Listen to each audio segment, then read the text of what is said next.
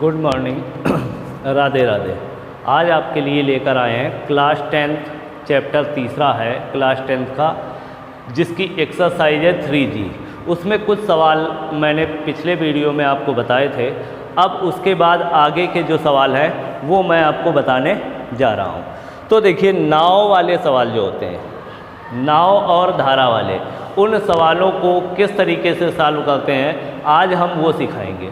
ठीक, तो चलिए आइए देखते हैं। दिया हुआ है कि ऋतु धारा के अनुकूल 2 घंटे में 20 किलोमीटर तैर सकती है और धारा के प्रतिकूल 2 घंटे में 4 किलोमीटर तैर सकती है, तो उसकी स्थिर जल में तैरने की चाल और धारा की चाल ज्ञात कीजिए। तो हम मानेंगे, माना ऋतु की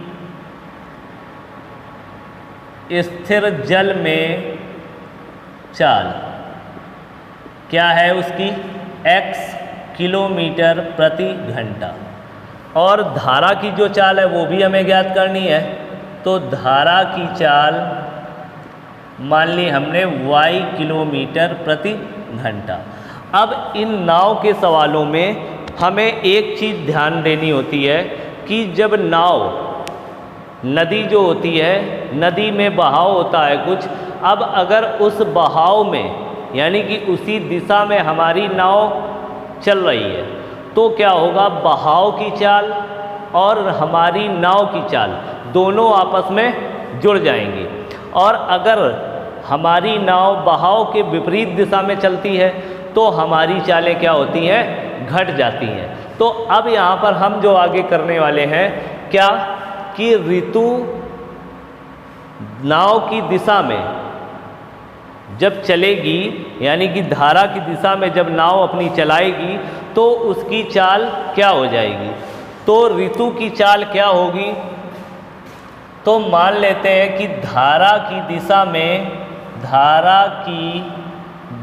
में चाल, तो धारा की दिशा में दोनों क्या चालें हो जाएंगी, जुड़ जाएंगी। तो x प्लस वाई हो जाएगी किलोमीटर प्रति घंटा। अब धारा की विपरीत दिशा में, तो धारा की विपरीत दिशा में चाल, हमारी दोनों चालें क्या होंगी, घट जाएंगी। तो x माइनस वाई किलोमीटर प्रति घंटा।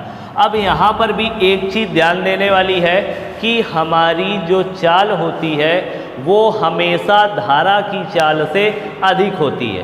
तो हमेशा हम नाव की चाल में ही धारा की चाल घटाते हैं। धारा की चाल हमेशा कम होगी और नाव की चाल ज़्यादा होगी।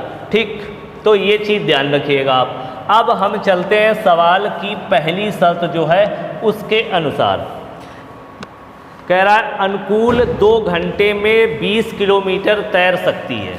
तो 2 घंटे में उसके द्वारा चली गई दूरी, 2 घंटे में चली दूरी हम ज्ञात कर लें। तो दूरी बराबर क्या होता है, चाल गुणे समय। तो दूरी कितनी चल रही है, 20 किलोमीटर। तो दूरी की जगह हमने 20 किलोमीटर रख दिया। 2 घंटे में चली गई दूरी किसकी, धारा की दिशा में, यानी कि धारा की दिशा में, धारा की दिशा में। ठीक है, तो चाल कितनी है हमारी, x प्लस वाई है, और समय कितना लगता है, 2 घंटे। तो 2 इधर गुणे में इधर आएगा, भाग में हो जाएगा। तो क्या आ जाएगा, x प्लस वाई बराबर 2 का भाग 20 में, तो 10। ये समीकरण नंबर हमारा हो गया पहला। अब दूसरी शर्त, फिर आगे पढ़ते हैं सवाल। कह रहा है धारा के प्रतिकूल 2 घंटे में 4 किलोमीटर तैर सकती है। तो 2 घंटे में विपरीत दिशा में चली दूरी क्या होगी, चाल गुणे समय। तो दूरी कितनी जाता है, 4 किलोमीटर, और चाल हमारी x माइनस वाई, समय वही 2 घंटे। 2 का भाग दे दें तो x माइनस वाई बराबर क्या आ जाएगा, 2। ये समीकरण हो गया दूसरा। अब समीकरण 1 और 2 को हम सॉल्व कर लें। तो समीकरण 1 व 2 को हल करने पर समीकरण एक है हमारा x प्लस वाई बराबर 10 और दूसरा है x माइनस वाई बराबर 2।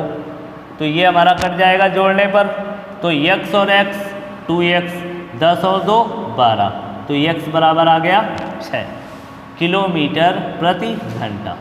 अब x का मान समीकरण एक में रख दें। एक हमारा समीकरण क्या है, x प्लस वाई, तो x प्लस वाई बराबर 10, तो 6 प्लस वाई बराबर 10, तो y बराबर 10 माइनस 6 हो जाएगा, तो y बराबर 4 किलोमीटर प्रति घंटा। यानी कि हमारी जो ऋतु थी उसकी स्थिर जल में चाल कितनी आई, 6 किलोमीटर प्रति घंटा, और जो हमारी धारा की चाल थी वो थी 4 किलोमीटर प्रति घंटा। ठीक, तो अब आगे हम चलते हैं अगले सवाल की ओर। अगला सवाल आपको बताने जा रहा हूँ 12 नंबर। 11 नंबर सवाल है भिन्न वाला, तो वो सवाल मैं आपको पीछे बता चुका हूँ, उसी तरह से आप करेंगे उसको। तो अब 12 नंबर सवाल मैं आपको और बता दूँ। तो देखिए 12 नंबर सवाल क्या है कि पिता और पुत्र की वर्तमान आयु का अनुपात 5:2 है। तो यहाँ पर हम माने कि मान लिया पिता की आयु बराबर क्या है, x वर्ष, और पुत्र की आयु क्या मान ली, y मान लें। पुत्र की आयु हमने y वर्ष मान ली। अब पिता और पुत्र की आयु में अनुपात है 5:2 का। तो पहली शर्त जो है वो पिता और पुत्र की आयु का अनुपात हो गया, ये बराबर कितना है, 5:2। क्रॉस मल्टीप्लाई करा दें तो 2x बराबर 5y, y इधर ले आए तो 2x माइनस 5y बराबर हो जाएगा 0। ये समीकरण नंबर दूसरा। अब दूसरी शर्त क्या है हमारी, दूसरी शर्त है कि 10 वर्ष पश्चात, तो 10 वर्ष बाद, तो अब 10 वर्ष बाद हम पिता की आयु भी ज्ञात कर रहे हैं और 10 वर्ष बाद पुत्र की आयु भी।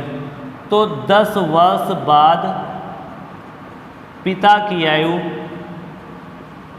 क्या होगी, अभी है x और 10 वर्ष बाद तो x प्लस 10, और 10 वर्ष बाद पुत्र की आयु अभी y है, अब क्या होगी 10 वर्ष बाद y प्लस 10। ठीक है, अब इनका अनुपात भी दे रखा है, क्या दिया है कि इनका अनुपात 2:1 हो जाता है। तो इसका और इसका अनुपात 2:1 हो जाता है। तो x प्लस 10 बटे y प्लस 10 बराबर 2/1 हो जाता है। अब यहाँ पर फिर हम क्रॉस मल्टीप्लाई करा दें तो 1 का गुणा इधर तो x प्लस 10, 2 का गुणा इधर तो 2y प्लस 20, y इधर ले आए तो x माइनस 2y बराबर 20 माइनस 10, तो x माइनस 2y बराबर क्या आएगा 10। ये समीकरण नंबर हो जाएगा दूसरा। अब यहाँ पर देखिए कि हमें इन समीकरणों को हल करने पर x या y का गुणांक कोई एक बराबर होना चाहिए। तो यहाँ पर x के गुणांक में है 2, यहाँ पर है 1, तो इसमें हम गुणा करा दें किससे, 2 से। तो समीकरण 2 में 2 से गुणा करने पर, तो गुणा कराएं तो 2 का गुणा इसमें कराएं तो 2x माइनस है माइनस, 2 का गुणा 2y में तो 4y बराबर 2 का गुणा 10 में 20। ये अब समीकरण हमारा मिलेगा तीसरा। अब हम समीकरण 1 और 3 को हल कर लें। समीकरण 1 व 3 को हल करने पर, तो एक हमारा है 2x माइनस 5y बराबर 0, दूसरा है तीसरा 2x माइनस 4y बराबर 20। तो ये देखो माइनस, ये प्लस, ये माइनस, ये कैंसिल हो गया, माइनस और प्लस का माइनस, तो क्या बचा माइनस का y बराबर माइनस 20, तो y बराबर आ गया 20। अब y का मान समीकरण 1 में रख दें तो एक क्या है हमारा 2x माइनस 5y बराबर 0, तो 2x माइनस 5 इंटू वाई का मान 20 बराबर 0, तो 2x माइनस 20 पंचे 100 बराबर 0, तो 2x बराबर 100, तो x बराबर क्या आ गया 50। यानी कि पिता की आयु कितनी आई 50 वर्ष और पुत्र की आयु कितनी आई 22 वर्ष। ठीक, तो इस तरीके से हम इन सवालों को करते हैं। तो अब अगले वीडियो में आगे के सवालों को हम ट्राई करेंगे, आगे के सवालों को बताएंगे। तो तब तक के लिए इतना ही। और एक चीज़ आपसे सभी से कहना चाहता हूँ कि अभी भी अगर आपने हमारे वीडियो को सब्सक्राइब नहीं किया है तो उसे सब्सक्राइब कर दें और बेल आइकन दबा दें, जिससे आपको नेक्स्ट वीडियो जो भी मैं अपलोड करूँ वो आपको मिलती रहे। तो तब तक राधे राधे।